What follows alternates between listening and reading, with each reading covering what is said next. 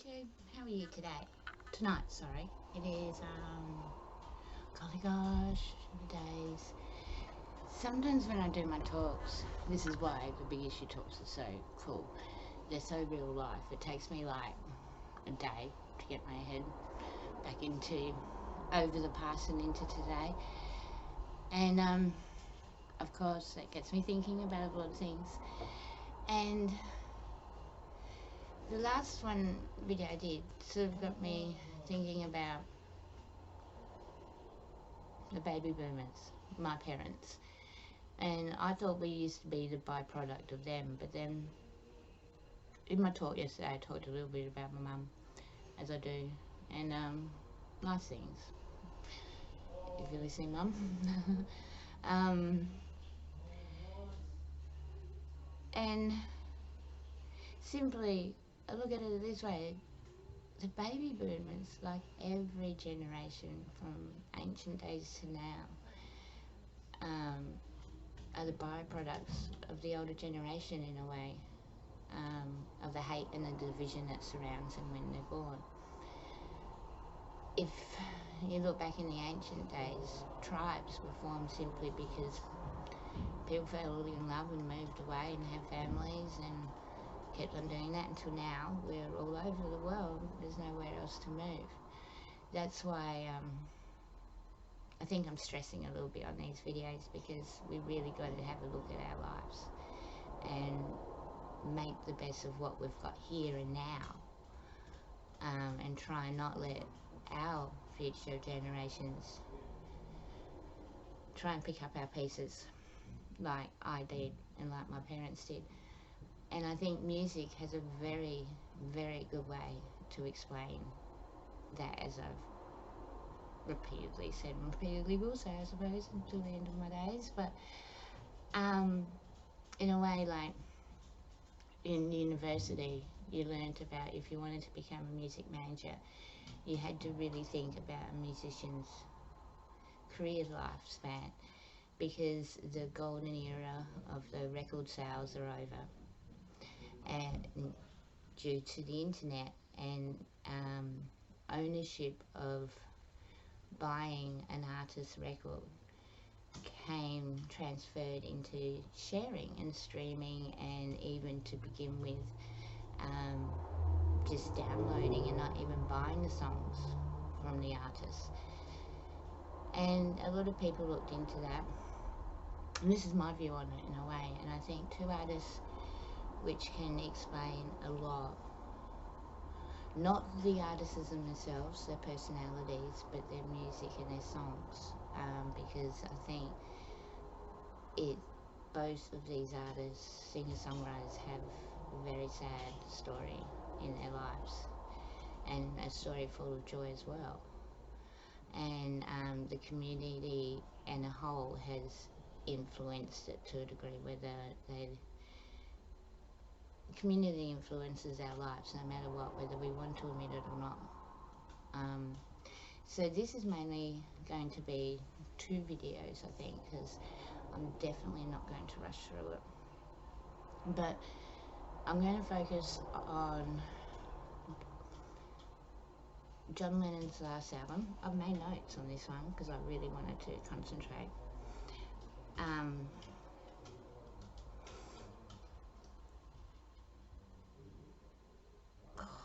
I stuffed up my nose. The first album is going to be a John album.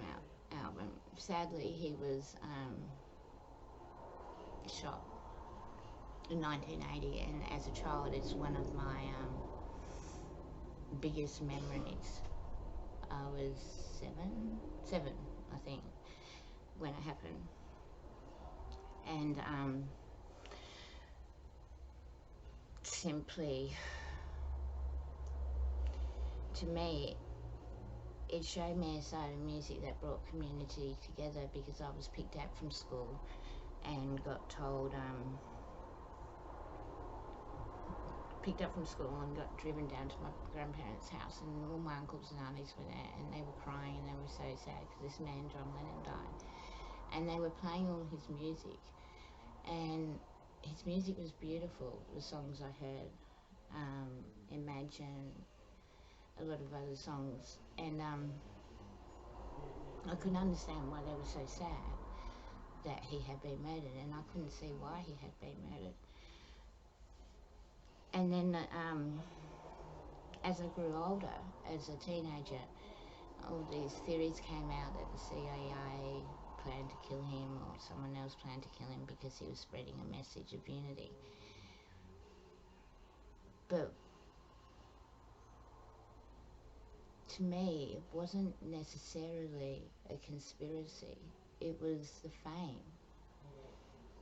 fame of the music, and the division that it caused in the community, not due to singer-songwriters, but due to us all. Not due to the music industry or the companies, but due to us all.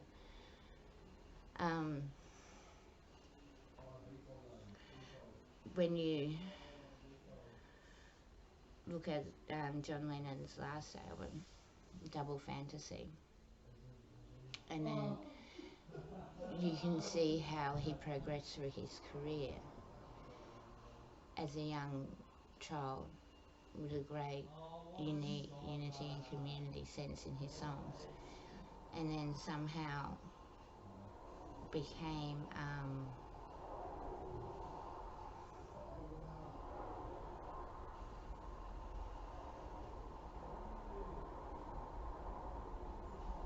to me, in a way, he gave up on the community because of what he was shown, and he shared his love with one person, and you can see that in the last album, and how to look after each other. And I think when you look at it from the whole big community sense of view, you see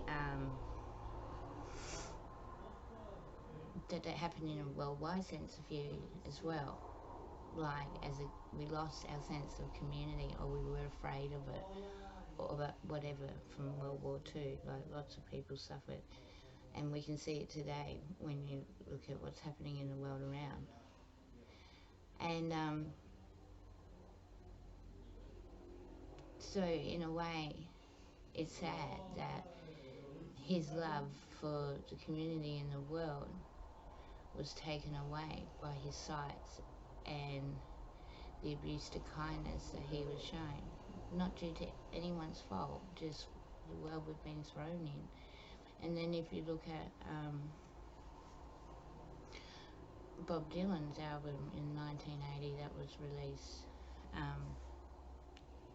Saved, another album that caused great controversy to a degree, and I think this is why it's going to take 2 videos, because I need a bit of time to talk about that album, because, oh dearie me. But if you look at it, the way Bob Dylan has been able to become an influence through so many generations is because he changed with the times. He looked around and he saw, and he didn't hide away. And not hide away, I shouldn't say that, because this is really hard to talk about, because I don't know Bob Dylan personally, I don't know John Lennon personally. I'm only talking about their songs in those 2 albums. If you really look into the songs of those 2 albums, there is more of a community aspect to the Saved album than there is a Double Fantasy. And I think that's all to do with the energy and the spark. And so have a think about that one. Have a listen to those 2 albums, because it would be cool to really... The next video I'll be doing will be talking about the albums more, of the songs wise. So in a way, with the baby boomers, and even with my generation, and probably my children's generation, we get to a stage where we just fear the world, and we lock ourselves away in either a personal relationship or loneliness or whatever. And I just think it's really sad, because you see that spark of youth and change. And because of our hatred and our division, we lose it. That's why it's so important to try and share and care more now than ever, because, and you can see that in the music, because look at the music industry now, like it was looking at to be a disaster when the internet came in, and then now, in a way, the internet has brought the music community more together by even on YouTube. So fans and subs get to talk and make friends over music, more than what we did when we brought albums, because in a way, by buying that album, we were owning that artist. We were owning that album, we were owning that song. We weren't looking at that song as a community aspect in a way.